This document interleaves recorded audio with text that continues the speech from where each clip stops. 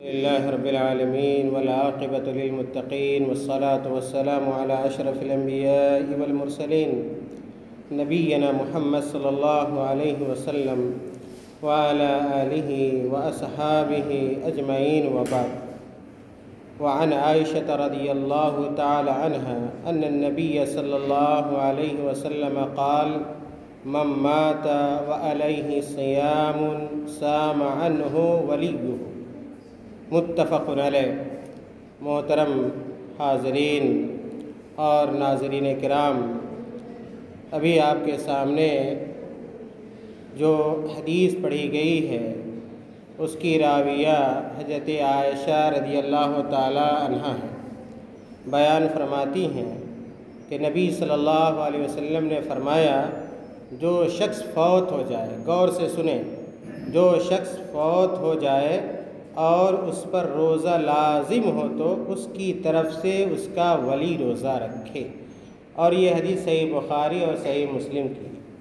میرے بھائیوں، اس حدیث سے یہ سمجھ میں آتا ہے کہ اگر کسی مسلمان مرد یا کہ کسی مسلمان عورت کی اس حالت میں وفات ہو جاتی ہے کہ اس کے اوپر کچھ فرض روزہ باقی رہتا ہے، کچھ فرض روزہ باقی رہا اور اسی حالت میں اس کی وفات ہو گئی، تو اب اس چھوٹے ہوئے روزے کا کیا ہوگا؟ چھوٹے ہوئے روزے کا کیا ہوگا؟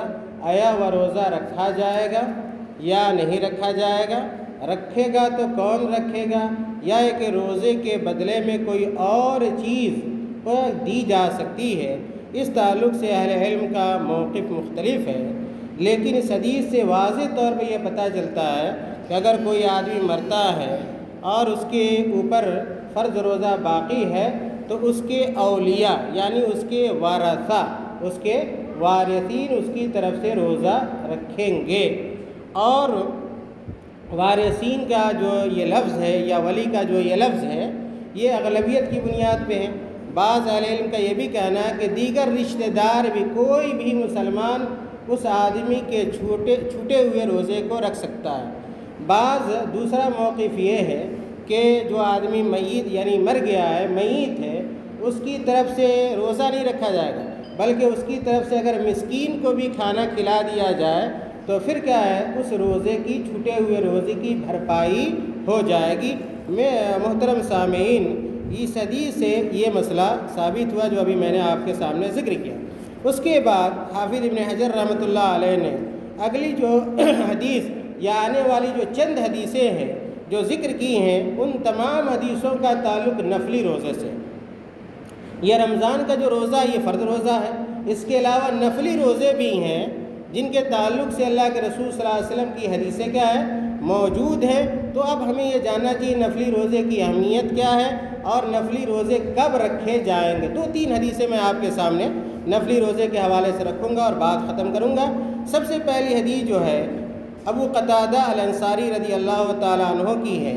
کہتے ہیں کہ ان رسول اللہ صلی اللہ علیہ وسلم سئل عن صوم یوم عرفہ قال يكفر السنة الماضية والباقية، وسئل عن صوم يوم عاشوراء فقال يكفر السنة الماضية، وسئل عن صوم يوم الاثنين فقال ذلك يوم ولدت فيه وبعثت فيه وانزل علي فيه، رواہ مسلم۔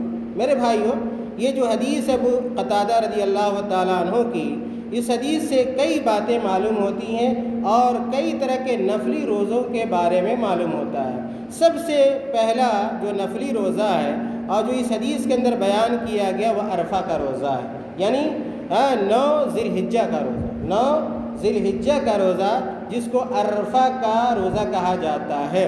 اس حدیث میں بتلایا گیا کہ جو آدمی عرفہ کا روزہ رکھتا ہے اس کے 1 سال کے پچھلے اور 1 سال کے اگلے گناہ معاف ہو جاتے ہیں۔ گویا ہمیں اور آپ کو اس نفلی روزے کا اہتمام کرنا چاہیے، عرفہ کے دن کا روزہ رکھنا چاہیے۔ اس حدیث سے دوسری جو بات معلوم ہوتی ہے کہ نفلی روزوں میں عاشورہ کا روزہ بھی، یعنی 10 محرم کا روزہ، 10 محرم کا روزہ یہ بھی نفلی روزہ ہے، اور اس کا ثواب بھی اس میں بتلایا گیا کہ جو آدمی 10 محرم کا یا عاشورہ کا روزہ رکھتا ہے، اس کے 1 سال کے پچھلے گناہوں کو، چھوٹے چھوٹے جو گناہ ہوتے ہیں ہمارے، ان گناہوں کو، صغائر گناہوں کو اللہ تعالیٰ معاف کر دیتا ہے۔ لیکن اور بھی حدیثیں ہیں کہ 10 محرم کے ساتھ ساتھ 9 محرم کا بھی آدمی کو روزہ رکھنا چاہیے، جیسا کہ حدیث کے اندر ہے۔ تیسری بات جو اس حدیث سے معلوم ہوتی ہے وہ یہ معلوم ہوتی ہے کہ نفلی روزوں میں کیا ہے؟ یوم الاثنین کا روزہ، یعنی پیر کے دن کا روزہ، سوموار کے دن کا روزہ۔ اس دن سوموار کے دن کا بھی روزہ اللہ کے نبی صلی اللہ علیہ وسلم رکھا کرتے تھے۔ اور جب پوچھا کہ اللہ کے نبی صلی اللہ علیہ وسلم سے کیا ہے اللہ کے نبی صلی اللہ علیہ وسلم آپ سوموار کے دن کا روزہ کیوں رکھتے ہیں، اس کی حکمت کیا ہے، تو آپ صلی اللہ علیہ وسلم نے بیان فرمایا کہ سوموار کا دن ایسا دن ہے جس دن میں پیدا ہوا تھا، یعنی سوموار ہی کے دن اللہ کے نبی صلی اللہ علیہ وسلم کی پیدائش ہوئی، اور سوموار ہی کے دن سب سے پہلی مرتبہ آپ صلی اللہ علیہ وسلم کے اوپر وحی نازل ہوئی۔ قرآن کا نزول جس دن ہوا، شروع جس دن سے ہوا قرآن نازل ہونا، وہ بھی سوموار کا دن تھا۔ اسی لیے اللہ کے نبی صلی اللہ علیہ وسلم سوموار کا روزہ رکھا کرتے تھے۔ بعض حدیثوں یہ بھی پتہ چلتا ہے کہ سوموار کے دن بندوں کے اعمال کیا ہے، اللہ رب العالمین کے حضور پیش کیے جاتے ہیں۔ اس لیے بھی اللہ کے نبی صلی اللہ علیہ وسلم روزہ رکھتے تھے سوموار کے دن کا، تاکہ جب اعمال پیش کیے جائیں تو کس حالت میں ہو آدمی؟ روزے کی حالت میں ہو۔ تو میرے بھائی اس حدیث سے 3 نفلی روزوں کا پتہ چلا، عرفہ کا روزہ، اسی طرح عاشورہ کا روزہ اور سوموار کے دن کا روزہ اللہ کے نبی صلی اللہ علیہ وسلم رکھا کرتے تھے۔ ہمیں اور آپ کو بھی کیا ان روزوں کا اہتمام کرنا چاہیے۔ ایک اور حدیث میں آپ کے سامنے رکھتا ہوں، اور اس کے راوی حضرت ابو ایوب انصاری رضی اللہ تعالیٰ عنہ ہیں۔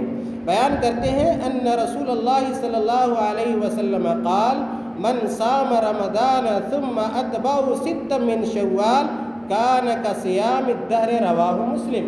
میرے بھائیوں، اس حدیث کا تعلق بھی نفلی روزے سے ہے کہ اللہ کے رسول صلی اللہ علیہ وسلم نے فرمایا جو آدمی رمضان کا روزہ رکھتا ہے، جیسے ابھی ہم لوگ رمضان کا روزہ رکھ رہے ہیں، جو آدمی پورے رمضان کا روزہ رکھتا ہے، اور رمضان کے بعد کون سا مہینہ آتا ہے؟ عربی کا شوال کا مہینہ ہوتا ہے، اور کہا کہ شوال میں بھی اگر کوئی آدمی 6 دن کا روزہ رکھتا ہے، جس کو کہتے ہیں کہ شس عیدی کے نام سے بھی جانا جاتا ہے، عید کے بعد کیا ہے 6 روزے رکھنا، چاہے شوال میں آپ شروع میں رکھیے، بیچ میں رکھیے، اخیر میں رکھیے، چھوڑ کے رکھیے، لگاتار رکھیے، کسی طرح بھی 6 روزے شوال میں ہونے چاہیے۔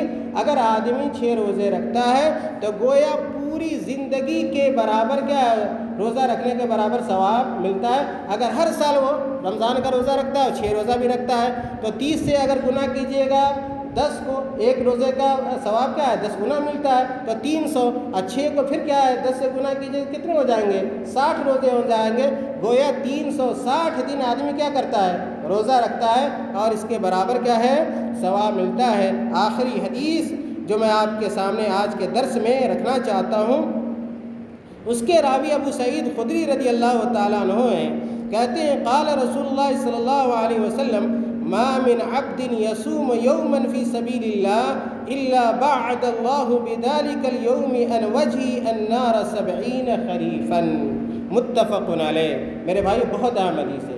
دیکھیے ایک روزے کا ثواب کیا ہوتا ہے، ہم لوگ بہت معمولی سمجھتے ہیں نا، لیکن اس کا اجر کیا ہے، ثواب کیا ہے۔ دیکھیے رسول اللہ صلی اللہ علیہ وسلم نے فرمایا کوئی شخص ایسا نہیں جو اللہ کی راہ میں ایک دن روزہ رکھے مگر اللہ تعالیٰ اس کے چہرے کو 70 سال کے لیے جہنم کی آگ سے دور کر دیتے ہیں۔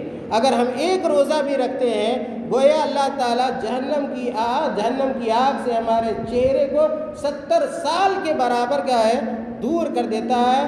یہ روزے کا ثواب ہے، یہ اجر ہے۔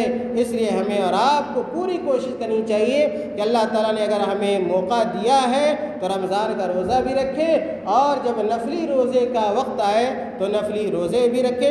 خاص طور سے رمضان ختم ہونے کے بعد شوال کا مہینہ آنے والا ہے، خواتین تو رکھتی ہیں لیکن مرد حضرات نہیں رکھتے، مردوں کو بھی اس کا اہتمام کرنا چاہیے۔ اللہ تعالیٰ سے دعا ہے کہ اللہ تعالیٰ ہمیں اور آپ کا نیک عمل کی توفیق عطا فرمائے۔